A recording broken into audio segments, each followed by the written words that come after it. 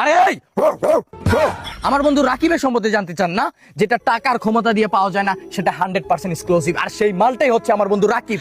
রাকিবের সম্বন্ধে জানতে চান না? তার এলাকায় যান, খবর নিয়ে দেখেন, সে গ্যাংস্টার, সে মাফিয়া, সে আন্ডারগ্রাউন্ডের বাস পাখি। তার নামে থানার মধ্যে 200টার মতো মামলা আছে, 199টা মামলাই হচ্ছে চুরির মামলা। ভাবতেছেন একটা মামলা কিসের? সে পাবলিক টয়লেটে হাইকে টাকা দেয় নাই, সেই পাবলিক টয়লেটের মালিক ওর নামে মামলা দিছে, সেই মামলাটা আপাতত ওয়ারেন্টে আছে, তাই আমার বন্ধু এখন জঙ্গলে আছে।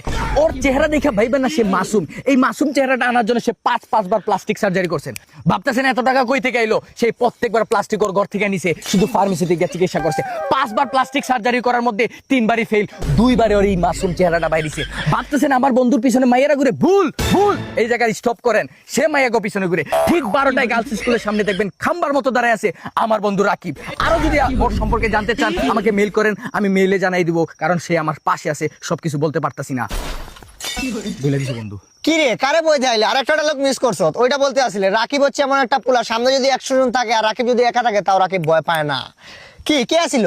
আরে 7 তারিখ যে তোর বিয়ে ঠিক হয়েছে না, তোর হবু শ্বশুরে ফোন দিছে, বলতেছে তোর সম্পর্কে জানতে। বুঝছস, মুরব্বী মানুষ, বাপের বয়সী মানুষ, এই জন্য মনে কর মিথ্যা বলতে পারি না, সত্যগুলাই বললাম আর কি। আর তুই চিন্তা করিস না, আর হা করিস না, বুঝছস, ডাকাতির গুলো আমার মিস হয়ে গেছে। মুরব্বী মানুষ সত্য জানতে চাইছে, আমি আবার মিথ্যা বলতে পারি না। কি কর, ওই যে আমার শত্রু আছে না রহমত, ও ফোন দে, বল রাকিব তোদের সাথে বন্ধুত্ব করবো, বল। আরে বেটা, ও তো শত্রু না। আরে বেটা, ও আমার বন্ধু, শত্রু তো হইলি তুই। এতদিন দুধ কলা দিয়া কাল চাপ পুড়ছি।